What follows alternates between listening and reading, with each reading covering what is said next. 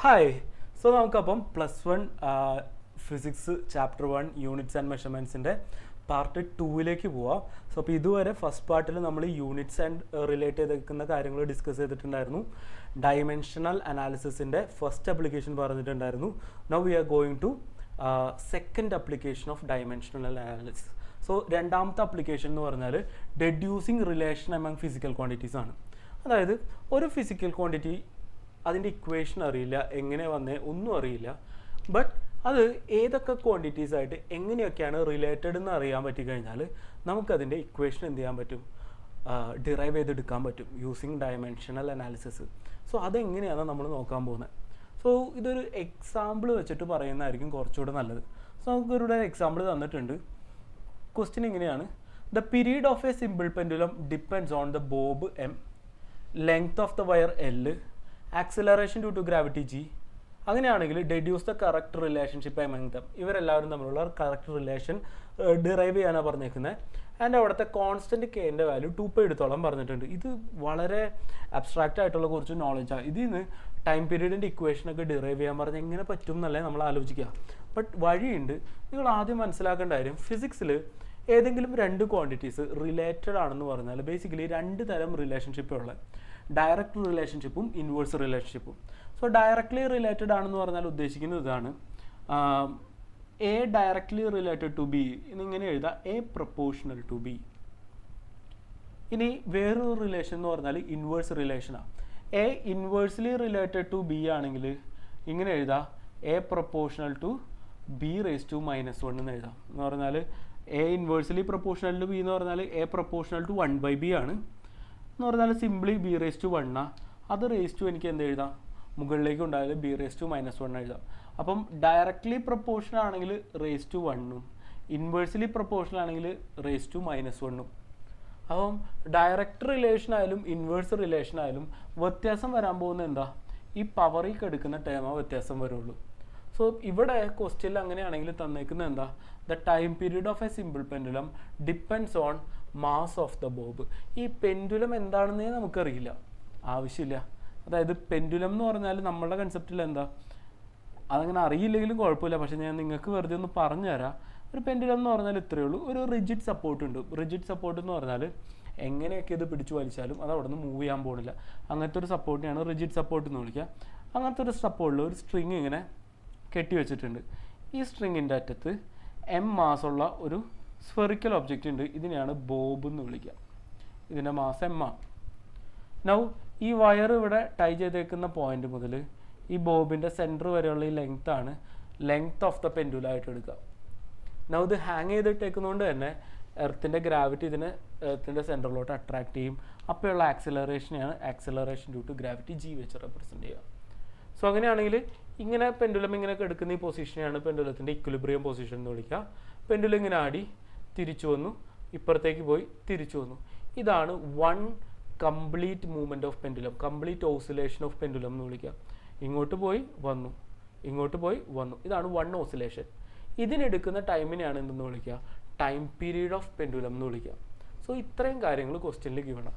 അങ്ങനെയാണെങ്കിൽ ഈ time period എന്തിനെയൊക്കെ depend ചെയ്യുന്ന ക്വസ്റ്റ്യനിൽ തന്നേക്കുന്നത്, time period of a pendulum എന്തിനെയൊക്കെ ഡിപ്പെൻഡ് ചെയ്യും, depends on mass of the bob. ക്വസ്റ്റ്യനിൽ തന്നേക്കുന്ന കാര്യങ്ങളാണ് കേട്ടോ. Mass of the bob, length of the pendulum and acceleration due to gravity. ഇതെല്ലാം ഡയറക്റ്റ്ലി പ്രൊപ്പോർഷണൽ അല്ല, ചിലത് ഇൻവേഴ്സ്ലി ആയിരിക്കും, റേസ് ടു -1, 2 ഒക്കെ വരാം. സോ അതെങ്ങനെയാണെന്ന് ഒന്നും അറിയില്ല. ഈ പവർ, അതായത് ഡയറക്റ്റ്ലി പ്രൊപ്പോർഷണൽ ആയാലും ഇൻവേഴ്സ്ലി പ്രൊപ്പോർഷണൽ ആയാലും ഇതിൻ്റെ പവേഴ്സാണ് മാറാം. സോ ഇതിൻ്റെ പവേഴ്സ് എന്താണെന്ന് അറിയില്ല. അതുകൊണ്ട് ഞാൻ ABC എന്ന് എഴുതി, വെറുതെ 3 ടേംസ് വേരിയബിൾസ് ABC എഴുതി. നൗ നമ്മൾ ഫിസിക്സിൽ അറിയാം, ഒരു പ്രൊപ്പോർഷണാലിറ്റി സൈൻ മാറ്റി ഈക്വൽ ടു സൈൻ ആക്കണമെങ്കിൽ നമ്മൾ എന്ത് ചെയ്യും, ഒരു കോൺസ്റ്റൻറ്റ് വെച്ച് മൾട്ടിപ്ലൈ ചെയ്യും അല്ലേ. സോ ഇവിടെയും ഞാൻ ഈ പ്രൊപ്പോർഷണാലിറ്റി മാറ്റി ഈക്വൽ ടു ആക്കാൻ ഒരു കോൺസ്റ്റൻറ്റ് K വെച്ച് മൾട്ടിപ്ലൈ ചെയ്യും. So time period T is equal to K into M raise to A, L raise to B, G raise to C. ഈ ഗിവൺ ഇക്വേഷൻ നമ്പർ 1 എന്ന് വിളിക്കാം. നൗ ഇക്വേഷൻ നമ്പർ 1 കിട്ടിക്കഴിഞ്ഞാൽ എല്ലാ ടേംസിനെയും നമ്മൾ ഡയമെൻഷൻസ് ആയിട്ട് എഴുതും.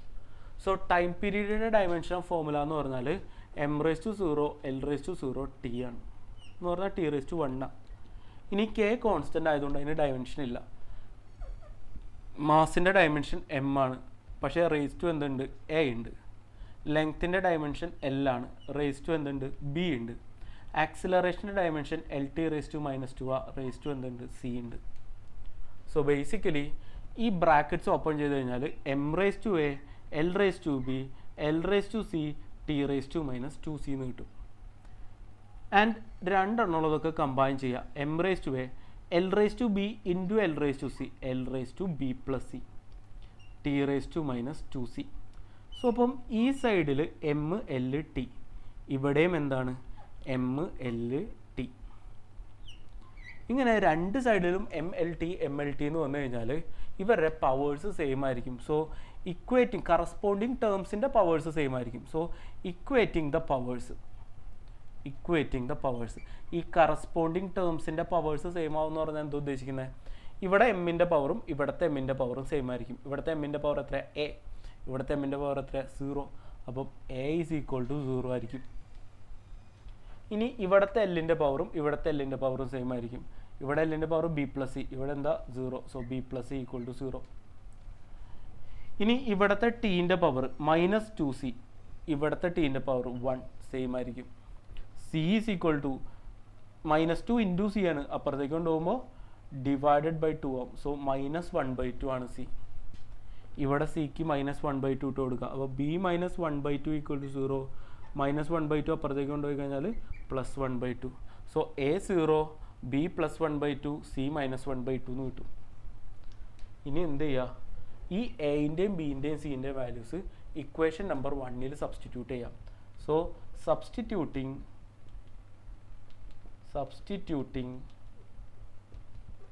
the values of A, B and C in equation 1. Equation 1 substitute ചെയ്ത് കഴിഞ്ഞാൽ equation 1 എന്ത് വരും, equation 1 becomes, equation 1 എന്ത് വരും നോക്കി, equation 1 ഇതാ t is equal to k into m raised to എൻ്റെ സ്ഥാനത്ത് എന്ത് എഴുതാം 0, l raised to ബിൻ്റെ സ്ഥാനത്ത് 1/2, g raised to സിൻ്റെ സ്ഥാനത്ത് -1/2. ഇനി നിങ്ങൾ അറിയേണ്ട ബേസിക് മാത്തമാറ്റിക്സ് സാറ് പറയുന്നത്, എനിത്തിങ് റേസ് ടു 0 എന്ന് പറഞ്ഞാൽ 1, എന്തും റേസ് ടു 0 ഇട്ട് കഴിഞ്ഞാൽ 1. എനിത്തിങ് റേസ് ടു 1/2 എന്ന് പറഞ്ഞാൽ ആ ക്വാണ്ടിറ്റീൻ്റെ റൂട്ടാണ്.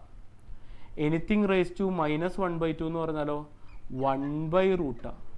സോ ആ ഐഡിയ ഇവിടേക്ക് അപ്ലൈ ചെയ്ത് നോക്കിയാൽ എന്ത് വരും, T is equal to K into M raise to 0 എന്നുള്ളത് 1 ആവും, റൂട്ട് എൽ റേസ് ടു 1/2 എന്ന് പറഞ്ഞാൽ റൂട്ട് എൽ ആവും, ജി റേസ് ടു -1/2 എന്ന് പറഞ്ഞാൽ റൂട്ട് 1/√g ആവും. സോ എല്ലാം കൂടി കമ്പയർ ചെയ്താൽ T is equal to K into root of L/g എന്ന് വരും. ആൻഡ് ക്വസ്റ്റ്യനിൽ ഒരു കാര്യം തന്നിട്ടായിരുന്നു, എന്താ, കെൻ്റെ വാല്യൂ 2π എടുത്തോളാൻ. കെൻ്റെ വാല്യൂ ക്വസ്റ്റ്യനിൽ തന്നിട്ടുണ്ടെങ്കിൽ മാത്രം അത് അപ്ലൈ ചെയ്യുക. So T is equal to 2π√of L/g എന്ന് കിട്ടും. ഇതാണ് ആക്ച്വലി ഒരു പെൻഡുലത്തിൻ്റെ ടൈം പീരീഡിൻ്റെ ഇക്വേഷൻ. ഒരു പെൻഡുലം ഇങ്ങനെ ഓസിലേറ്റ് ചെയ്യുമ്പോൾ അതിൻ്റെ ടൈം പീരീഡിൻ്റെ equation T is equal to 2π√of L/g. So നമ്മൾ പെൻഡുലം എന്താണെന്ന് അറിയാതെ, അതിൻ്റെ ലെങ്ത്ത്, ബോബിൻ്റെ മാസ് ഒന്നും അറിയാതെ വെറുതെ ഡയമെൻഷൻസ് മാത്രം യൂസ് ചെയ്തിട്ട് നമ്മൾ എന്ത് ചെയ്തു, പെൻഡുലത്തിൻ്റെ പെൻഡുലത്തിൻ്റെ ടൈം പീരീഡിൻ്റെ ഇക്വേഷൻ നമ്മൾ ഡിറൈവ് ചെയ്തു using the dimensional analysis. So ഇതാണ് second application, deducing the relationship among physical quantities.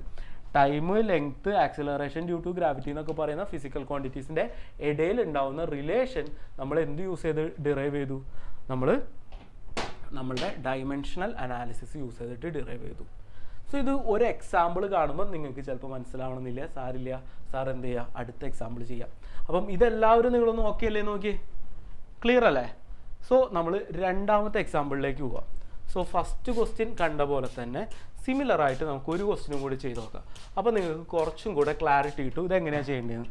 ഇങ്ങനെ ക്വസ്റ്റ്യൻസ് പ്രാക്ടീസ് ചെയ്ത് മാത്രമാണ് ഈ സെക്കൻഡ് ആപ്ലിക്കേഷൻ പഠിക്കാൻ പറ്റുള്ളൂ. നൗ നിങ്ങൾ എപ്പോഴും പഠിക്കുമ്പോൾ ഒരു കാര്യം ശ്രദ്ധിക്കുക, എൻ സി ആർ ടിയുടെ ബാക്ക് ഇൻ എ സെൻസ് ഓരോ ചാപ്റ്റർ എൻ സി ആർ ടിയിൽ കഴിഞ്ഞ് കഴിയുമ്പോഴും ആ ചാപ്റ്ററിൻ്റെ അവസാനം N C R T exercises എന്ന് പറഞ്ഞിട്ട് കുറച്ച് ക്വസ്റ്റ്യൻസ് ഉണ്ടാവും.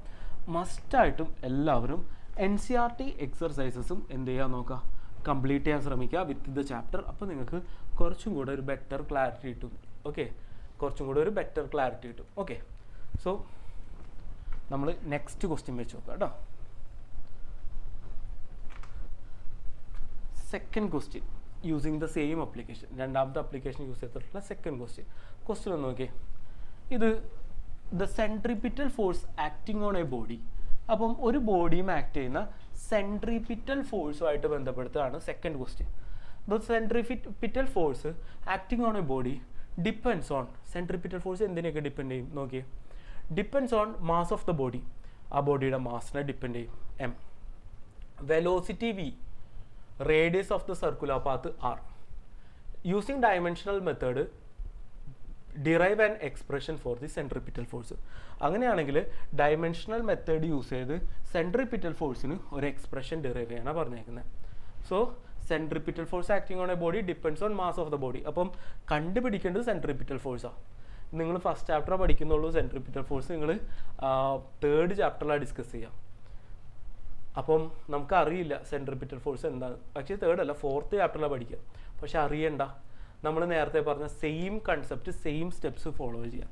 അപ്പം സെൻട്രിപിറ്റൽ ഫോഴ്സ് കണ്ടുപിടിക്കണം. സെൻട്രിപിറ്റൽ ഫോഴ്സ് എന്തിനെയൊക്കെ ഡിപ്പെൻഡ് ചെയ്യുമെന്ന് പറഞ്ഞേക്കുന്നത്? Depends on mass of the body, ബോഡിയുടെ മാസ് എമ്മിനെ ഡിപ്പെൻഡ് ചെയ്യും. ദെൻ വെലോസിറ്റി വി, വെലോസിറ്റി വിനെ ഡിപ്പെൻഡ് ചെയ്യും. Radius of the circular path ആറിനെ ഡിപ്പെൻഡ് ചെയ്യും. നൗ ഇതൊക്കെ എങ്ങനെയാണ് ഡിപ്പെൻഡ് ചെയ്യാന്ന് അറിയില്ല. അപ്പോൾ നമ്മൾ റേസ് ടു വെറുതെ കുറച്ച് ന്യൂമറിക്കൽസ് ABC. നൗ പ്രൊപ്പോർഷണാലിറ്റി മാറ്റി ഈക്വൽ ടു ആക്കണമെങ്കിൽ ഒരു കോൺസ്റ്റൻറ്റ് K വെച്ച് മൾട്ടിപ്ലൈ ചെയ്യും. Raise to A, B raise to B, R raise to C. ഈ കിട്ടുന്ന ഇക്വേഷനെ നമ്മൾ ഇക്വേഷൻ നമ്പർ 1 എന്ന് വിളിക്കും. കോൺസ്റ്റൻറ്റ് വെച്ച് മൾട്ടിപ്ലൈ ചെയ്ത് കിട്ടുന്ന ഇക്വേഷൻ നമ്പർ 1. ഇക്വേഷൻ നമ്പർ 1 ആയിക്കഴിഞ്ഞാൽ എല്ലാം നമ്മൾ ഡയമെൻഷണൽ ഫോമിൽ എഴുതും അല്ലേ. ഫോഴ്സിൻ്റെ ഡയമെൻഷൻ എന്ന് പറഞ്ഞാൽ ഇവിടെ ഒരു കാര്യം കൂടി പറഞ്ഞിട്ട് Kൻ്റെ വാല്യൂ അവസാനം എന്തെടുത്തോ 1 എടുത്തോളം പറഞ്ഞിട്ടുണ്ട്. സോ ഇത് നമ്മളെല്ലാം ഡയമെൻഷണൽ ഫോമിലേക്ക് എഴുതാൻ പോവാം. സോ ഫോഴ്സിൻ്റെ ഡയമെൻഷൻ എന്ന് പറഞ്ഞാൽ എന്താ? MLT റേസ് ടു -2 അത് പഠിക്കണം കേട്ടോ. MLT raise to -2 is equal to K constant ആയതുകൊണ്ട് ഡയമെൻഷൻ ഇല്ല. Mass M raise to A, വെലോസിറ്റിയുടെ dimension LT raise to -1 raise to B, radius length ആണ് raise to C. Now brackets open ചെയ്യുക. M raise to A, L raise to B, T raise to -B, L raise to C. Now രണ്ടെണ്ണതൊക്കെ combine ചെയ്യുക. So M raise to A, L raise to B plus C, T raise to -B. So ഇവിടെ MLT, ഇവിടെയും MLT. So രണ്ട് സൈഡിലും MLT വന്നിട്ടുണ്ടെങ്കിൽ നമുക്ക് എന്ത് ചെയ്യാം? പവേഴ്സ് ഇക്വേറ്റ് ചെയ്യാം അല്ലേ. സോ ഇക്വേറ്റിംഗ് ദ പവേഴ്സ്, ഇവരുടെ പവേഴ്സ് ഇക്വേറ്റ് ചെയ്ത് കൊടുത്തിട്ടുണ്ടെങ്കിൽ therefore equating the powers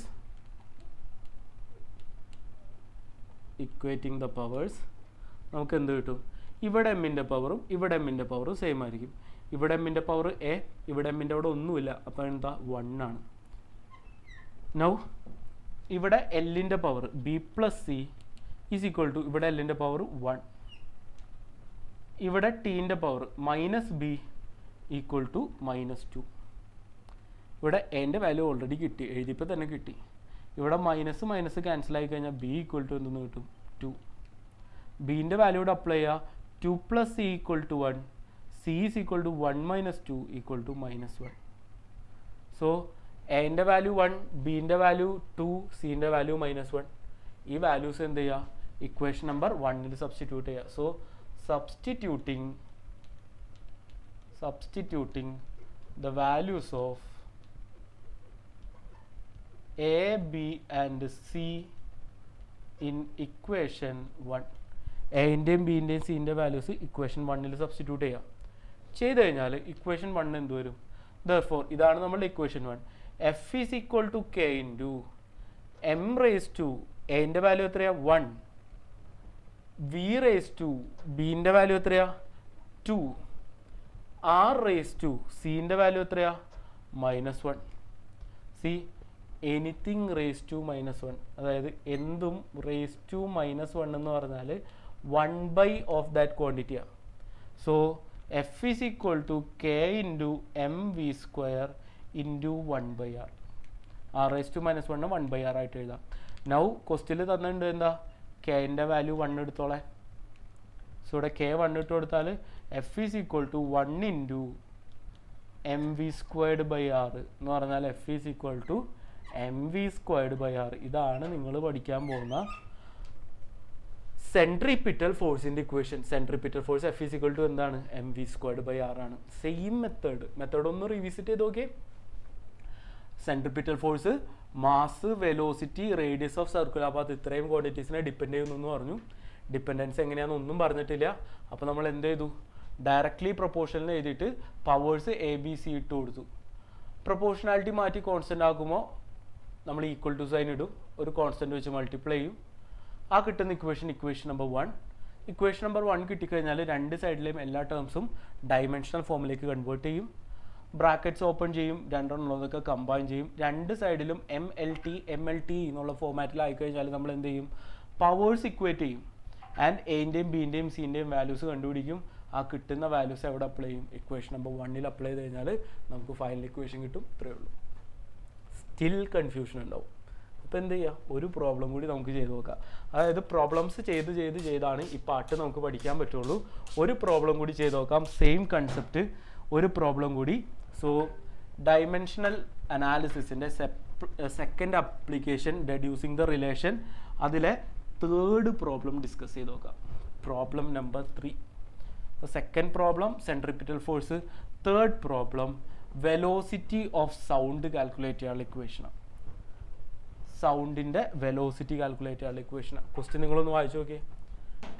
the velocity of sound through a medium depends on density of the medium rho. ഒരു മീഡിയത്തിൽ കൂടെയുള്ള സൗണ്ടിൻ്റെ വെലോസിറ്റി എന്തിനെയൊക്കെ ഡിപ്പെൻഡ് ചെയ്യും, മീഡിയത്തിൻ്റെ ഡെൻസിറ്റി റോനെ ഡിപ്പെൻഡ് ചെയ്യും. ദെൻ മോഡുലസ് ഓഫ് ഇലാസ്റ്റിസിറ്റി ഈനെ ഡിപ്പെൻഡ് ചെയ്യും. മോഡുലസ് ഓഫ് ഇലാസ്റ്റിസിറ്റി സാറ് തന്ന 31 ക്വാണ്ടിറ്റീസിലുള്ള ഒരു ക്വാണ്ടിറ്റിയാണ് കേട്ടോ. അത് നിങ്ങൾ അതിൻ്റെ ഇക്വേഷൻ പഠിച്ചിട്ടുണ്ടെങ്കിൽ ഡയമെൻഷൻ നമുക്ക് ഉണ്ടാക്കാൻ എളുപ്പമാണ്. സോ മോഡുലസ് ഓഫ് ഇലാസ്റ്റിസിറ്റി ഈനെ ഡിപ്പെൻഡ് ചെയ്യും. തൽക്കാലം അതിൻ്റെ ഡയമെൻഷൻ നമുക്ക് ക്വസ്റ്റ്യനിൽ തന്നിട്ടുണ്ട്. ഇത് തരണം എന്നൊരു നിർബന്ധമില്ല, പക്ഷെ ഇവിടെ നമുക്ക് ക്വസ്റ്റ്യനിൽ തന്നിട്ടുണ്ട്. ഈൻ്റെ ഡയമെൻഷൻ എന്ന് പറഞ്ഞാൽ m⁻1 l⁻⁻1 t⁻⁻2 ആണ്. തൽക്കാലം ക്വസ്റ്റ്യനിൽ തന്നിട്ടുണ്ട്. ആൻഡ് ഈ രണ്ട് ക്വാണ്ടിറ്റീസിനെ ഡിപ്പെൻഡ് ചെയ്യുള്ളൂ. ഇവിടെ k1 എടുത്തോ, തന്നിട്ടുണ്ട്, ഓൾറെഡി എല്ലാം തന്നിട്ടുണ്ട്. സെയിം മെത്തേഡ് വേഗം ചെയ്തു പോവുക. എന്തിനൊക്കെ ഡിപ്പെൻഡ് ചെയ്യുക, വെലോസിറ്റി, ഡെൻസിറ്റീനെയും മോഡുലസ് ഓഫ് ഇലാസ്റ്റിറ്റി ഈനെയും. സിമ്പിളായി, രണ്ട് ക്വാണ്ടിറ്റീനെ ഡിപ്പെൻഡ് ചെയ്യുള്ളൂ. വേഗം ചെയ്തു നോക്കുക. So velocity V depends on density rho. ഞാൻ നേരത്തെ പറഞ്ഞില്ലേ കുറച്ച് ഗ്രീക്ക് ആൽഫബറ്റ്സ് ഉണ്ട്, അതൊരു ആൽഫബറ്റാണ് rho. And modulus of elasticity E. എങ്ങനെയാണ് ഡിപ്പെൻഡൻസ് എന്ന് അറിയില്ല, സോ എയും ബിയും ഇട്ട് കൊടുത്തു. സോ വി പ്രൊപ്പോർഷണൽ ടു നമ്മൾ ഈക്വൽ ടു ആക്കി മാറ്റുമ്പോൾ ഒരു കോൺസ്റ്റൻറ്റ് കെ വെച്ച് മൾട്ടിപ്ലൈ ചെയ്യും. അങ്ങനെ കിട്ടുന്ന ഇക്വേഷൻ നമ്പർ 1 ആക്കും. ആൻഡ് ഇക്വേഷൻ നമ്പർ 1 കിട്ടിക്കഴിഞ്ഞാൽ എല്ലാം ഡയമെൻഷണൽ ഫോമിലേക്ക് എഴുതും. വെലോസിറ്റിയുടെ ഡയമെൻഷൻ m⁻0 lt⁻⁻1 ആണ്. കോൺസ്റ്റൻറ്റിന് ഡയമെൻഷൻ ഇല്ല, എഴുതി വയ്ക്കുക. ആൻഡ് ഡെൻസിറ്റിയുടെ ഡയമെൻഷൻ ml⁻3 നമ്മൾ ക്ലാസ്സിൽ തന്നെ ചെയ്തതാണ് അല്ലേ, ⁻a. ആൻഡ് മോഡുലസ് ഓഫ് ഇലാസ്റ്റിറ്റിയുടെ ഡയമെൻഷൻ എന്താ, m⁻1 l⁻⁻1 t⁻⁻2 all⁻b. Bracket എന്ത് ചെയ്യുക, ഓപ്പൺ ചെയ്യുക. So m⁻a l⁻−3a m⁻b l⁻−b t⁻−2b. Now രണ്ടെണ്ണമുള്ളതൊക്കെ എന്ത് ചെയ്യുക, കമ്പൈൻ ചെയ്യുക. സോ ഇവിടെ കമ്പൈൻ ചെയ്യുമ്പോൾ m രണ്ടെണ്ണം ഉണ്ട് അല്ലേ, സോ m⁻a+b. l രണ്ടെണ്ണം ഉണ്ട്, l⁻−3a -b t⁻2b. ഇവിടെയും m⁻0 lt⁻−1. വേഗം ചെയ്യുക, നമ്മൾ ഓൾറെഡി രണ്ട് പ്രോബ്ലം ചെയ്തതല്ലേ. ഇനി പവേഴ്സ് ഇക്വേറ്റ് ചെയ്യുക, mlt. സോ പവേഴ്സ് ഇക്വേറ്റ് ചെയ്യുന്ന സമയത്ത് ഇവിടുത്തെ എമ്മിൻ്റെ പവർ a+b ഈക്വൽ ടു ഇവിടുത്തെ എമ്മിൻ്റെ പവർ 0. ഇവിടെ എല്ലിൻ്റെ power -3a -b equal to ഇവിടെ എല്ലിൻ്റെ പവർ 1. ഇവിടെ ടീൻ്റെ power -2b equal to -1. b equal to എന്ത് വരും, -1/-2. മൈനസും ക്യാൻസൽ ചെയ്ത് 1/2 എന്ന് വരും ബീൻ്റെ വാല്യൂ. സോ ബീൻ്റെ വാല്യൂ 1/2 ആണെങ്കിൽ അതെന്ത് ചെയ്യുക, ഇവിടെ അപ്ലൈ ചെയ്യുക. a plus 1/2 is equal to 0, A equal to plus അപ്പുറത്തേക്ക് കൊണ്ടുപോകുമ്പോൾ -1/2. സോ എൻ്റെയും ബിൻ്റെയും വാല്യൂ എ -1/2, ബി +1/2 അപ്ലൈ ചെയ്യുക. സോ അപ്ലൈ ചെയ്ത് കഴിയുമ്പോൾ എന്ത് വരും? ദെർഫോർ ഇക്വേഷൻ എന്ത് വരും? Velocity v is equal to constant k into rho raise to a -1/2 into e raise to b 1/2. So anything raise to -1/2 എന്ന് പറഞ്ഞാൽ 1/√ ഓഫ് ദാറ്റ് ക്വാണ്ടിറ്റിയാണ്. എനിത്തിങ് റേസ് ടു 1/2 എന്ന് പറഞ്ഞാൽ വെറുതെ റൂട്ട് ഓഫ് ദാറ്റ് ക്വാണ്ടിറ്റിയാണ്. And k equal to എന്താണ്? 1 ആണ്. So ഇത് എന്ത് വരും? റൂട്ട് ഓഫ് e/ρ എന്ന് വരും. Velocity of sound, root of e/ρ. So ഇത്രയേ ഉള്ളൂ. ഇങ്ങനെ ഏത് ക്വസ്റ്റ്യൻ തന്നാലും നമുക്കതിൻ്റെ എന്ത് കാൽക്കുലേറ്റ് ചെയ്യാം? ഇക്വേഷൻസ് ഡിറൈവ് ചെയ്യാം. സോ ഇതിൽ ഒരുപാട് എക്സാമ്പിൾസ് ഉണ്ട്. എല്ലാ എക്സാമ്പിൾസും നിങ്ങൾ എന്ത് ചെയ്യണം? ഒന്ന് വർക്കൗട്ട് ചെയ്ത് നോക്കണം കേട്ടോ.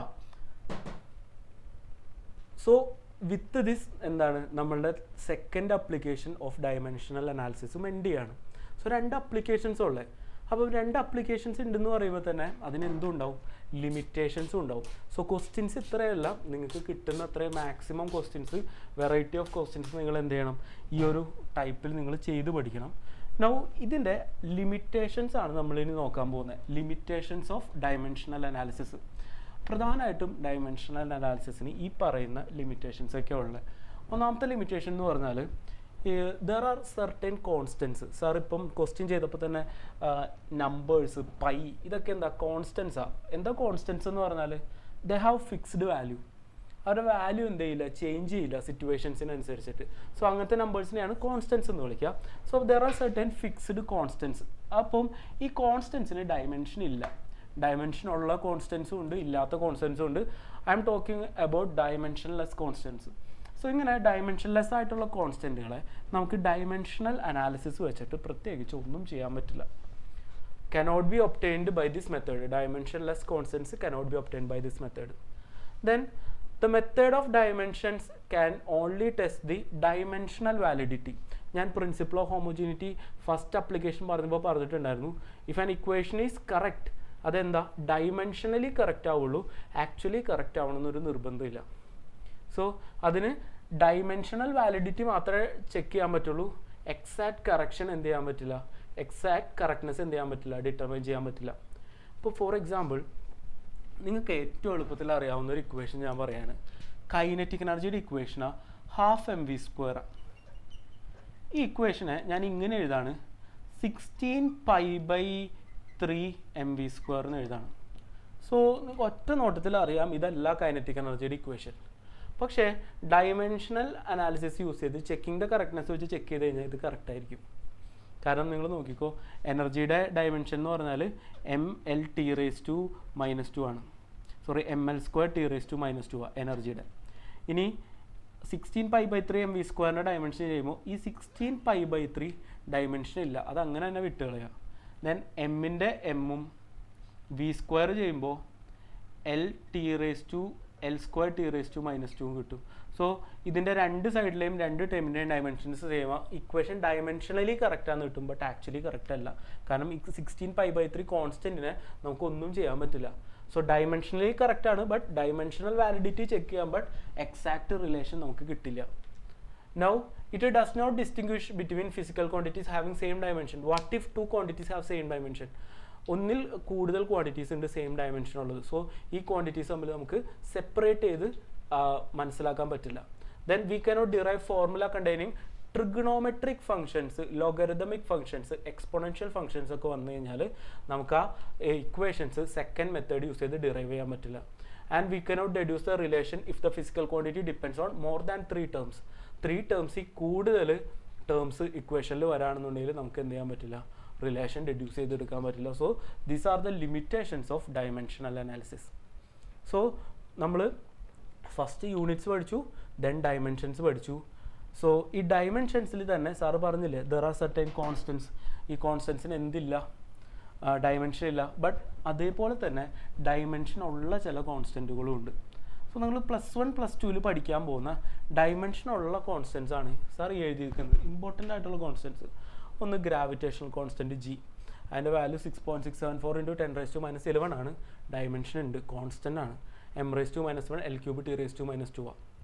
Then Boltzmann constant, planks constant, universal gas constant, permittivity of free space, permeability of free space, ഇതൊക്കെ +2 പഠിക്കുക ലാസ്റ്റത്തെ 2 ബട്ട് ആദ്യത്തെ 4 നിങ്ങൾ +1 തന്നെ പഠിക്കും. These are all constants. എല്ലാത്തിനും ഫിക്സ്ഡ് വാല്യൂ ഉണ്ട്, ബട്ട് അവർക്ക് എന്തും ഉണ്ട്, ഡയമെൻഷൻസും ഉണ്ട്. സോ ഇവരുടെ ഡയമെൻഷൻ ഫോർമുലാസ് ഒന്ന് നോക്കിയിരിക്കുകയാണെങ്കിൽ നന്നായിരിക്കും. അറ്റ്ലീസ്റ്റ് ആദ്യത്തെ 4 ക്വാണ്ടിറ്റീസിൻ്റെ ഡയമെൻഷൻ ഫോർമുലാസ് ഒന്ന് നോക്കി വയ്ക്കണം. ഓക്കെ, സോ ഇത് കോൺസ്റ്റൻസ് ആണ്, but they have dimension. Now ഇതേപോലെ തന്നെ എന്തുണ്ട്, നോൺ ഡയമെൻഷണൽ കോൺസ്റ്റൻസും ഉണ്ട്. പൈ കോൺസ്റ്റൻ്റാ, 1 കോൺസ്റ്റൻ്റാ, 2 കോൺസ്റ്റൻ്റാ, ഈ കോൺസ്റ്റൻ്റാ, ഇതൊക്കെ കോൺസ്റ്റൻസാ, ബട്ട് അവർക്ക് എന്തില്ല, ഡയമെൻഷൻ ഇല്ല. ഇനി ഡയമെൻഷൻ ഉള്ള വേരിയബിൾസും ഉണ്ട്, ഡയമെൻഷൻ ഇല്ലാത്ത വേരിയബിൾസും ഉണ്ട്. ഫോർ എക്സാമ്പിൾ, ഡയമെൻഷൻ ഉള്ള വേരിയബിൾ ആണ് വെലോസിറ്റി, ആക്സലറേഷൻ ഒക്കെ. Now angle, strain, relative velocity, ഇതൊക്കെ ഫിസിക്കൽ ക്വാണ്ടിറ്റീസാണ്, ബട്ട് അവർക്ക് എന്തില്ല, ഡയമെൻഷൻ ഇല്ല. സോ ഇതിൻ്റെ എക്സാമ്പിൾസ് മാത്രം ഒന്ന് പഠിച്ചു വയ്ക്കാം. Now coming to the last part. ഈ ചാപ്റ്ററിൻ്റെ ലാസ്റ്റ് പാർട്ടിൽ നമ്മൾ പഠിക്കുന്ന ഒരു കാര്യമാണ് സിഗ്നിഫിക്കൻറ്റ് ഫിഗർ. ഇത് സിഗ്നിഫിക്കൻറ്റ് ഫിഗറിൽ 3 കാര്യങ്ങളാണ് നിങ്ങൾ പഠിക്കേണ്ടത്. ഒന്നാമത്തെ എന്താ, what is significant figure, definition പഠിക്കണം. ദെൻ ഒരു നമ്പർ തന്നാൽ അതിൽ എത്ര സിഗ്നിഫിക്കൻറ്റ് ഫിഗർ ഉണ്ടെന്ന് കൗണ്ട് ചെയ്യാൻ പഠിക്കണം. Number of significant figures count ചെയ്യാൻ പഠിക്കണം. ആൻഡ് 3, മൂന്നാമത്തെ, ഈ നമ്മൾ അഡീഷൻ സബ്സ്ട്രാക്ഷനൊക്കെ വരാണെന്നുണ്ടെങ്കിൽ ആഡ് ചെയ്യുമ്പോഴും സബ്സ്ട്രാക്ട് ചെയ്യുമ്പോഴും ഈ സിഗ്നിഫിക്കൻറ്റ് ഫിഗേഴ്സിൻ്റെ കൗണ്ട് എങ്ങനെയാണ് വേരി ചെയ്യാമെന്നൊന്ന് പഠിക്കണം. സോ ഇത്രയും കാര്യങ്ങളാണ് നമ്മളിതിൽ പഠിക്കേണ്ടത്. സോ ഫസ്റ്റ് ഡെഫിനിഷൻ ഒന്ന് നോക്കാം. സോ ഡെഫിനിഷൻ ഇതാണ്: in A measurement the digits that are non reliable plus first uncertain digit. അതായത് റിലയബിൾ ഡിജിറ്റ്സും ഫസ്റ്റ് അൺസർട്ടൺ ഡിജിറ്റും കൂടി ചേരുന്നതിനെയാണ് എന്തെന്ന് വിളിക്കുക, സിഗ്നിഫിക്കൻറ്റ് ഡിജിറ്റ് അല്ലെങ്കിൽ സിഗ്നിഫിക്കൻറ്റ് ഫിഗർ എന്ന് വിളിക്കുക. Okay, reliable digit plus first uncertain digit. So ഇതാണ് ഡെഫിനേഷൻ. ഇത് ഇങ്ങനെ തന്നെ ചോദിക്കും, ഇങ്ങനെ തന്നെ കാണാതെ പഠിക്കണം. ഇനി എന്താണിതെന്ന് ചോദിച്ചാൽ ഇങ്ങനെ പറയാം. അതായത് ഞാനൊരു മെഷർമെൻറ്റ് എടുക്കുകയാണ് ഒരു ഇൻസ്ട്രുമെൻറ്റ് യൂസ് ചെയ്തിട്ട്. സോ മെഷർമെൻറ്റ് എടുക്കുമ്പോൾ എനിക്ക് 0.0070 അങ്ങനെ വലിയൊരു നമ്പർ കിട്ടി. ഇത് നമ്മൾ അപ്രോക്സിമേറ്റ് ചെയ്യും, കാരണം അത്രയും വലിയ നമ്പർ നമ്മൾ അങ്ങനെ തന്നെ എഴുതി വയ്ക്കില്ലല്ലോ. സോ ഇതിൽ ഏത് ഡിജിറ്റ് വരെ അപ്രോക്സിമേറ്റ് ചെയ്യണം, ഏത് ഡിജിറ്റ് വരെയാണ് വാലിഡിറ്റി ഉള്ള ഡിജിറ്റ്സ്, ഇതാണ് ആക്ച്വലി സിഗ്നിഫിക്കൻറ്റ് ഫിഗേഴ്സ് നമുക്ക് തരുന്നത്. ഇത് നമ്മൾ മെഷർമെൻറ്റ്സിലെ എററൊക്കെ കാൽക്കുലേറ്റ് ചെയ്യുന്ന സമയത്ത് നമുക്ക് ഭയങ്കര യൂസ്ഫുൾ ആയിരിക്കും. സോ എറർ എന്ന് പറഞ്ഞ ടോപ്പിക്ക് നമുക്ക് ബോർഡ് എക്സാമിലില്ല, ബട്ട് നമ്മൾ എൻട്രൻസ് എക്സാം ഒക്കെ എഴുതുമ്പോൾ അവിടെ വരും. സോ അവിടെ ഈ സിഗ്നിഫിക്കൻറ്റ് ഫിഗേഴ്സ് ഭയങ്കര ഈ എറർ കാൽക്കുലേഷനിലൊക്കെ സിഗ്നിഫിക്കൻറ്റ് ഫിഗേഴ്സ് ഭയങ്കര സിഗ്നിഫിക്കൻ്റ് ആണ്. സോ എങ്ങനെ നമുക്കിത് കാൽക്കുലേറ്റ് ചെയ്യാം, അതാണ് അടുത്ത ടോപ്പിക്. അതിനുമുമ്പ് ഈ 2 പോയിന്റും കൂടി നോക്ക്. ഈ സിഗ്നിഫിക്കൻറ്റ് ഫിഗർ ഒരു മെഷർമെൻറ്റിലെ പ്രിസിഷനെയാണ് കാട്ടിത്തരാം. ഒരു മെഷർമെൻറ്റ് എന്തോരം പ്രിസൈസ് ആണ് എന്നുള്ളതാണ് ഈ സിഗ്നിഫിക്കൻറ്റ് ഫിഗേഴ്സ് കാട്ടിത്തരാം. ആൻഡ് അനദർ തിങ്, നമ്മൾ യൂണിറ്റ്സ് ചേഞ്ച് ചെയ്തു എന്ന് വിചാരിക്കുക. അപ്പോൾ ഫോർ എക്സാമ്പിൾ 1 കിലോമീറ്റർ ആണ്. 1 കിലോമീറ്റർ ഇത് ഞാൻ മീറ്ററിൽ എഴുതുകയാണെങ്കിൽ 1000 മീറ്റർ ആയിരിക്കും. 1 kilometre is equal to 1000 metre. ഇത് ഏത് യൂണിറ്റിൽ എഴുതിയാലും സെയിം ഡിസ്റ്റൻസ് ആണെങ്കിൽ നമ്പർ ഓഫ് സിഗ്നിഫിക്കൻറ്റ് ഫിഗേഴ്സിൽ ചേഞ്ച് ഉണ്ടാവില്ല. So changing the unit does not change the number of significant figures. So ഇത്രയും കാര്യങ്ങളാണ് സിഗ്നിഫിക്കൻറ്റ് ഫിഗേഴ്സിൽ നിങ്ങൾ സിഗ്നിഫിക്കൻ്റ് ആയിട്ട് അറിഞ്ഞിരിക്കേണ്ടത്. നൗ നമ്മൾ നോക്കാൻ പോകുന്നത് ഹൗ ടു കാൽക്കുലേറ്റ്. ഒരു നമ്പർ തന്നാൽ അതിൽ എത്ര സിഗ്നിഫിക്കൻറ്റ് ഫിഗർ ഉണ്ടെന്ന് എങ്ങനെ കാൽക്കുലേറ്റ് ചെയ്യാം. ബേസിക്കലി കുറച്ച് സെറ്റ് ഓഫ് റൂൾസ് ഉണ്ട്. സോ ഫസ്റ്റ് റൂൾ പറയുന്നത് എന്താ വെച്ചാൽ, all non zero digits are significant. 0 അല്ലാത്ത എല്ലാ ഡിജിറ്റ്സും സിഗ്നിഫിക്കൻ്റ് ആണ്. വിച്ച് മീൻസ് ദാറ്റ് 1 മുതൽ 9 വരെയുള്ള 1 2 3 4 5 6 7 8 9 വരെയുള്ള എല്ലാ ഡിജിറ്റും സിഗ്നിഫിക്കൻ്റ് ആണ്. അപ്പം 0 അല്ലാത്ത ഡിജിറ്റ്സ് ഒക്കെ സിഗ്നിഫിക്കൻ്റ്, അതിൽ കൺഫ്യൂഷൻ ഇല്ല. നൗ അടുത്ത ക്വസ്റ്റ്യൻ, 0 എപ്പോഴൊക്കെ സിഗ്നിഫിക്കൻ്റ് ആവും. നൗ ഫസ്റ്റ് പറയുന്നത്, all zeros between 2 non zero digits are significant no matter where the decimal point is if at all. അതായത് 2 നോൺ സീറോ ഡിജിറ്റ്സിൻ്റെ ഇടയിൽ വരുന്ന സീറോസ് ഒക്കെ എന്താണ്, സിഗ്നിഫിക്കൻ്റ് ആണ്. ഡെസിമൽ പോയിന്റ് ഇല്ലെങ്കിലും ഉണ്ടെങ്കിലും എവിടെയാണെങ്കിലും 2 നോൺ സീറോ ഡിജിറ്റ്സിൻ്റെ ഇടയിൽ, ഇവിടെ ഡെസിമൽ വന്നാലും ഇവിടെ ഡെസിമൽ വന്നാലും ഇനി ഡെസിമൽ ഒന്നും ഇല്ലെങ്കിലും 2 നോൺ സീറോ ഡിജിറ്റ്സിൻ്റെ ഇടയിൽ വരുന്ന സീറോസ് സിഗ്നിഫിക്കൻ്റ് ആണ്. അതായത് ഈ നമ്പറിൽ ഇപ്പം 4 സിഗ്നിഫിക്കൻറ്റ് ഡിജിറ്റ്സ് ഉണ്ട്, 1 2 3 4. ഈ സീറോസ് 2 നോൺ സീറോ ഡിജിറ്റിൻ്റെ ഇടയിൽ വരാണ്, ദേ ആർ സിഗ്നിഫിക്കൻറ്റ്. ദെൻ അടുത്ത പോയിന്റ് പറയുന്നത്, if the number is less than 1, ഒന്നിനേക്കാളും ചെറുതാവാന്ന് ഉദ്ദേശിക്കുന്നത് നെഗറ്റീവ് എന്നല്ല, 0.1203 ഇങ്ങനെ 0 പോയിന്റ് എന്ന് പറഞ്ഞ് തുടങ്ങുന്ന നമ്പേഴ്സാണ് ഒന്നിനേക്കാളും ചെറുതെന്ന് ഉദ്ദേശിക്കുന്നത്. സോ അങ്ങനത്തെ ഒരു നമ്പർ ആണെങ്കിൽ the zero on the right of decimal point, ഈ ഡെസിമൽ പോയിന്റിന്റെ റൈറ്റ് സൈഡിൽ ഇപ്പോൾ ഇങ്ങനെയാണ് നമ്പർ എന്ന് വിചാരിക്കുക. ഫോർ എക്സാമ്പിൾ നമ്പർ തന്നിരിക്കുന്നത് 0.001203. അപ്പം ഈ ഡെസിമൽ പോയിന്റിന്റെ റൈറ്റ് സൈഡിലുള്ള സീറോസും and 0 to the left of the first non zero digit, ആദ്യത്തെ നോൺ സീറോ ഡിജിറ്റിന്റെ ലെഫ്റ്റിലേക്കുള്ളതും എന്ന് പറഞ്ഞാൽ ഈ സീറോസ് എന്തല്ല, സിഗ്നിഫിക്കൻ്റ് അല്ല. സോ ലെസ് ദാൻ 1 ഉള്ള നമ്പർ എന്ന് പറഞ്ഞാൽ 0 പോയിന്റ് നിന്ന് സ്റ്റാർട്ട് ചെയ്യുന്ന ഒരു നമ്പറിൽ ഡെസിമലിന്റെ റൈറ്റിലേക്ക് വരുന്ന നമ്പേഴ്സും ഫസ്റ്റ് നോൺ സീറോ ഡിജിറ്റിന്റെ ലെഫ്റ്റിലേക്ക് വരുന്ന നമ്പേഴ്സും ആർ നോട്ട് സിഗ്നിഫിക്കൻറ്റ്. സോ ഈ സീറോസ് സിഗ്നിഫിക്കൻ്റ് അല്ല. നൗ നെക്സ്റ്റ് പോയിന്റ് പറയാ, if terminal or trailing zeros എന്ന് പറഞ്ഞാൽ റൈറ്റ് എൻഡിൽ വരുന്ന zeros without A decimal point ഇല്ലെങ്കിൽ സിഗ്നിഫിക്കൻ്റ് അല്ല. ടെർമിനൽ സീറോസ് എന്ന് പറഞ്ഞാൽ 5000 5000 ഡെസിമൽ പോയിന്റ് ഇല്ലാത്ത നമ്പറാണ്. സോ ഈ അറ്റത്തെ സീറോസ് എന്തല്ല, സിഗ്നിഫിക്കൻ്റ് അല്ല. സോ ഇതിലാകെ ഒരു സിഗ്നിഫിക്കൻറ്റ് ഫിഗർ ഉള്ളൂ. നൗ ഡെസിമൽ പോയിന്റ് ഉണ്ടെങ്കിൽ ഇപ്പം 50.050 ഇവിടെ ഡെസിമൽ പോയിന്റ് ഉണ്ട്. സോ ടെർമിനൽ സീറോ റൈറ്റ് സൈഡിലെ സീറോ എന്താണ്, സിഗ്നിഫിക്കൻ്റ് ആണ്. സോ ഇതാണ് റൂൾസ്. ഈ റൂൾസ് നോക്കിയിട്ട് നമുക്ക് എന്ത് ചെയ്യാം, ഗിവൺ നമ്പർ സിഗ്നിഫിക്കൻ്റ് ആണോ അല്ലയോ എന്ന് ചെക്ക് ചെയ്യാം. പക്ഷെ ഇങ്ങനെ പറയുമ്പോൾ നിങ്ങൾ എല്ലാവരും കൺഫ്യൂസ്ഡ് ആവും. കാരണം ഒരുപാട് റൂൾസ് ഉണ്ട്, ഇതെല്ലാം കൂടി മെമ്മറൈസ് ചെയ്തിരിക്കണം, ബുദ്ധിമുട്ടാണ് അല്ലേ. സോ ഇതിന് ഒരു എളുപ്പ വഴിയുണ്ട്. സാർ ഒരു സിമ്പിൾ ഫിഗർ കാണിച്ചു തരാം. ആ ഫിഗർ നോക്കിയിട്ട് നമുക്ക് എന്ത് ചെയ്യാം, number of significant figures count ചെയ്യാം. ഇവിടെ ഒരു ക്വസ്റ്റ്യൻ ഉണ്ട്, count the number of significant figures എന്നൊക്കെ പറഞ്ഞിട്ട് ഫിഗർ ഇത്രയേ ഉള്ളൂ, വളരെ സിമ്പിളാണ്. അപ്പം നേരത്തെ ആദ്യം ഫസ്റ്റ് റൂള് മാറ്റമൊന്നുമില്ല, നോൺ സീറോ ഡിജിറ്റ്സ് ഒക്കെ സിഗ്നിഫിക്കൻ്റാണ്. നൗ അടുത്ത ചോദ്യം, സീറോ എപ്പോഴൊക്കെ സിഗ്നിഫിക്കൻ്റ് ആവും. അതിന് ഉത്തരം കണ്ടെത്തണമെങ്കിൽ ആദ്യം നമ്മൾ എന്ത് ചെയ്യണം, എവിടെയൊക്കെ ഒരു നമ്പറിൽ സീറോ ഉണ്ട് നോക്കണം. ലെഫ്റ്റ് സൈഡിൽ സീറോ ഉണ്ട്. ലെഫ്റ്റ് സൈഡിൽ സീറോ ഉണ്ടെങ്കിൽ എന്താണ്, എപ്പോഴും സിഗ്നിഫിക്കൻ്റ് അല്ല. സീറോ ഒരു നമ്പറിൻ്റെ ലെഫ്റ്റ് സൈഡിൽ വന്നിട്ടുണ്ടെങ്കിൽ അതൊന്നും സിഗ്നിഫിക്കൻ്റ് അല്ല. ഇനി മിഡിലിൽ സീറോ വന്നിട്ടുണ്ടെങ്കിൽ ഓൾവേസ് സിഗ്നിഫിക്കൻ്റ് ആണ്. ആൻഡ് റൈറ്റിൽ സീറോ വന്നു കഴിഞ്ഞാൽ രണ്ട് കാര്യം നോക്കണം, ഡെസിമൽ ഉള്ള നമ്പറാണോ അതോ നോൺ ഡെസിമൽ ഇല്ലാത്ത നമ്പറാണോ നോക്കുക. ഡെസിമൽ ഉള്ള നമ്പർ ആണെങ്കിൽ റൈറ്റ് സൈഡിലെ സീറോസ് സിഗ്നിഫിക്കൻ്റ് ആണ്, നോൺ ഡെസിമൽ നമ്പർ ആണെങ്കിൽ റൈറ്റ് സൈഡിലെ സീറോ സിഗ്നിഫിക്കൻ്റ് അല്ല. ഇത്രേ ഉള്ളൂ. അപ്പം ഫസ്റ്റ് ക്വസ്റ്റ്യൻ നോക്കിയേ, 0.0007 സീറോ അല്ലാത്ത നമ്പർ 7 സിഗ്നിഫിക്കൻ്റ് ആണ്, തർക്കമില്ല. ബട്ട് ലെഫ്റ്റ് സൈഡിൽ സീറോ വന്നാൽ എന്തല്ല, സിഗ്നിഫിക്കൻ്റ് അല്ല. സോ ഇതിലാകെ ഒരു സിഗ്നിഫിക്കൻ്റ് ഡിജിറ്റ് ഉള്ളൂ, 7 ആണ്.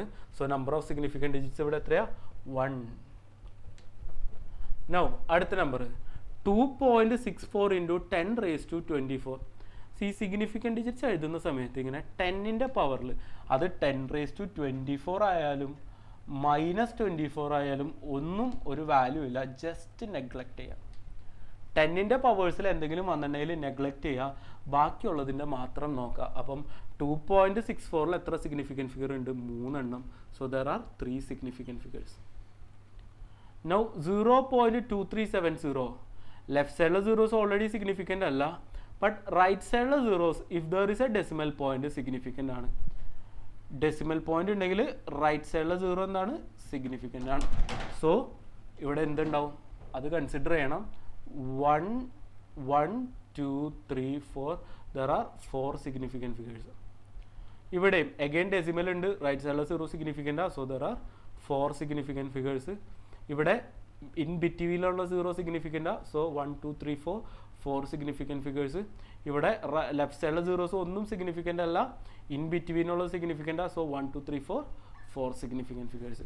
അങ്ങനെ എത്ര നമ്പർ തന്നാലും നമുക്ക് എന്ത് ചെയ്യാൻ പറ്റും, number of significant figures calculate ചെയ്യാം. ജസ്റ്റ് ഈ സിമ്പിൾ ടേബിൾ മെമ്മറൈസ് ചെയ്ത് വെച്ചാൽ മതി.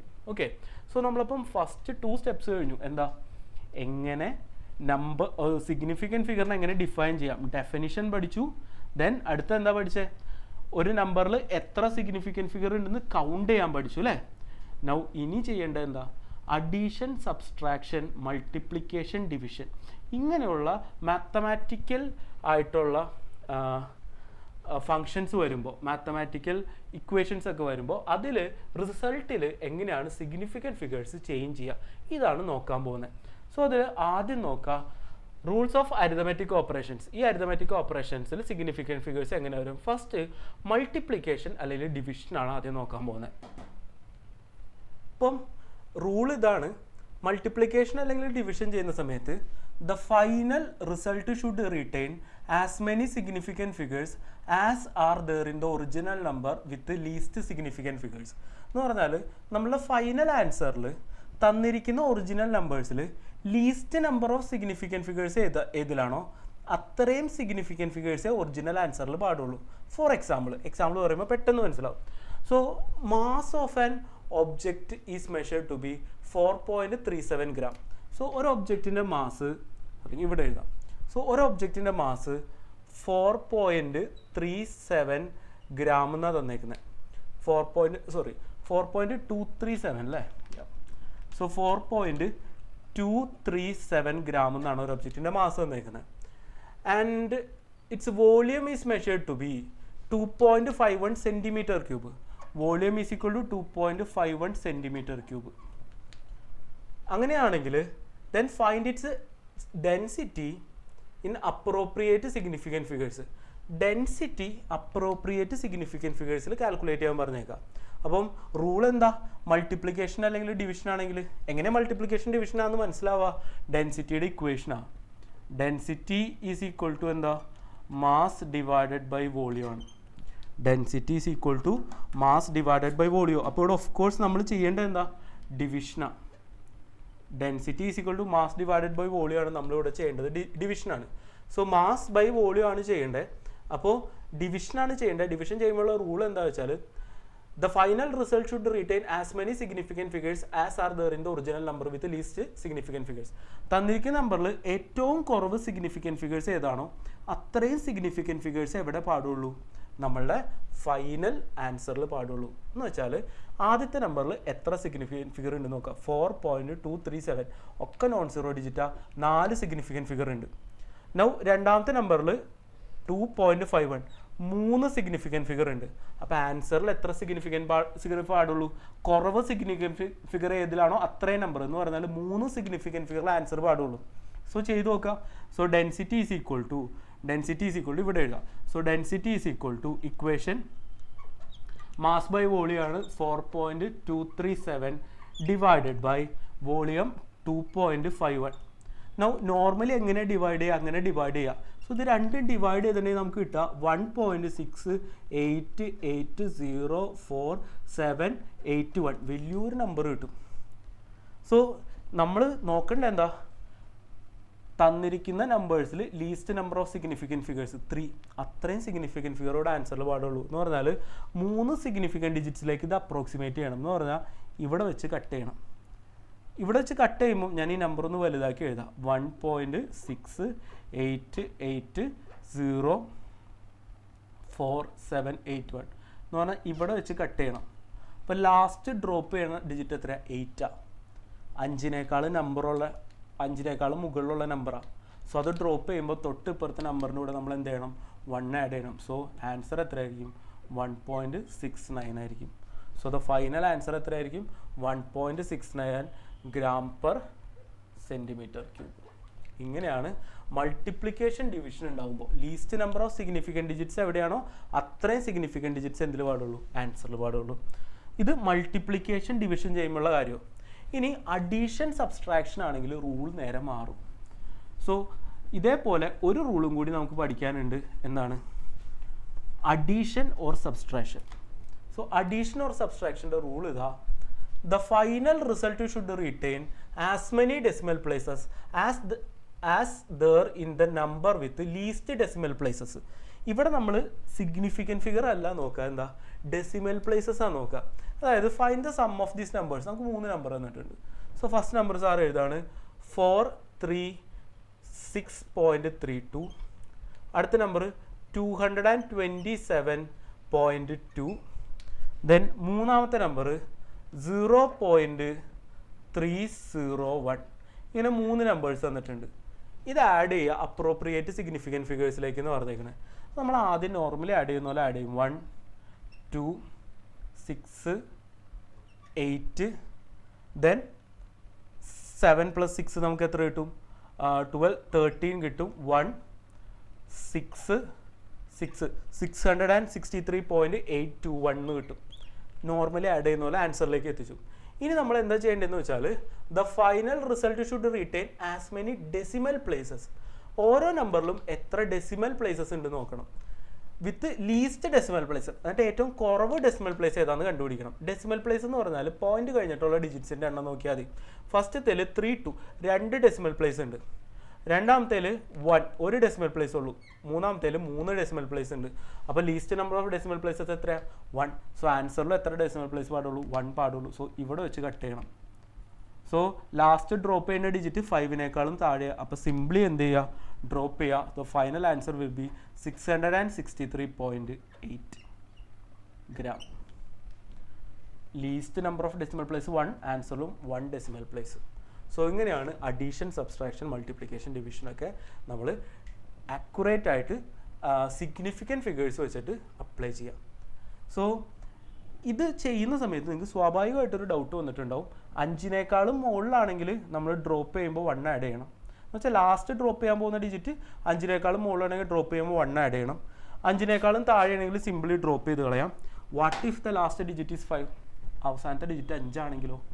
അപ്പം ഈ റൗണ്ടിങ് ഓഫിൻ്റെ റൂൾസ് ഒന്ന് നോക്കി വെച്ചോ. It will B helpful. So ആദ്യത്തെ 2 റൂൾസ് നിങ്ങൾക്ക് ഓക്കെ ആണെന്ന് അറിയാം. ഡ്രോപ്പ് ചെയ്യേണ്ട ലാസ്റ്റ് ഡിജിറ്റ് മോർ ദാൻ 5 ആണെങ്കിൽ ഡ്രോപ്പ് ചെയ്യുമ്പോൾ 1 ആഡ് ചെയ്യണം പ്രീസീഡിങ് ഡിജിറ്റിൻ്റെ കൂടെ. ഡ്രോപ്പ് ചെയ്യേണ്ട ലാസ്റ്റ് ഡിജിറ്റ് ലെസ് ദാൻ 5 ആണെങ്കിൽ സിംപ്ലി ഡ്രോപ്പ് ചെയ്ത് കളയാം. What if the last digit is 5? അവസാനത്തെ ഡിജിറ്റ് 5 ആണെങ്കിൽ പിന്നെ 2 റൂൾസും കൂടി ഉണ്ട്. സപ്പോസ് ഇത് ഇങ്ങനെയാണെന്ന് വിചാരിക്കുക, 6.375. ലാസ്റ്റ് ഡ്രോപ്പ് ചെയ്യേണ്ടത് ഈ 5-നെയാണ്. ഇത് ഡ്രോപ്പ് ചെയ്യുമ്പോൾ എന്ത് വേണം? ഇത് ഡ്രോപ്പ് ചെയ്യുമ്പോൾ പ്രീസീഡിങ് ഡിജിറ്റ് ഓഡ് ആണോ ഈവൻ ആണോ നോക്കാം. ഇഫ് ഇറ്റ് ഈസ് ഓഡ്, ഇത് ഡ്രോപ്പ് ചെയ്യുമ്പോൾ ഇതിൻ്റെ കൂടെ 1 ആഡ് ചെയ്യണം. എന്ന് പറഞ്ഞാൽ കറക്റ്റ് മെത്തേഡ് 6.38 ആയിരിക്കും. ഇവിടെ 5 കഴിഞ്ഞിട്ടുള്ള ഡിജിറ്റ് എന്താണ്? 7 ആണ്. ഓഡ് നമ്പർ ആണ്. ഓഡ് നമ്പർ ആണെങ്കിൽ 5 ഡ്രോപ്പ് ചെയ്യുമ്പോൾ എന്ത് ചെയ്യണം? 1 ആഡ് ചെയ്യണം. ഇനി ഇത് ഇങ്ങനെയാണെങ്കിലോ 6.3765 എന്ന് പറഞ്ഞാൽ ഇവിടെ 5 ആണ് ഡ്രോപ്പ് ചെയ്യേണ്ടത്. ബട്ട് പ്രീസീഡിങ് ഡിജിറ്റ് എത്രയാണ്? 6 ഓഡാണ്, സോറി ഈവൻ ആണ്. ഈവൻ നമ്പർ ആണെങ്കിൽ 5 സിംപ്ലി ഡ്രോപ്പ് ചെയ്യാം. 6.376 ആണ് ഫൈനൽ ആൻസർ. സോ ഇങ്ങനെയാണ് നമ്മൾ 5 ലാസ്റ്റ് ഡിജിറ്റ് വരാണെന്നുണ്ടെങ്കിൽ ഡ്രോപ്പ് ചെയ്യേണ്ടത്.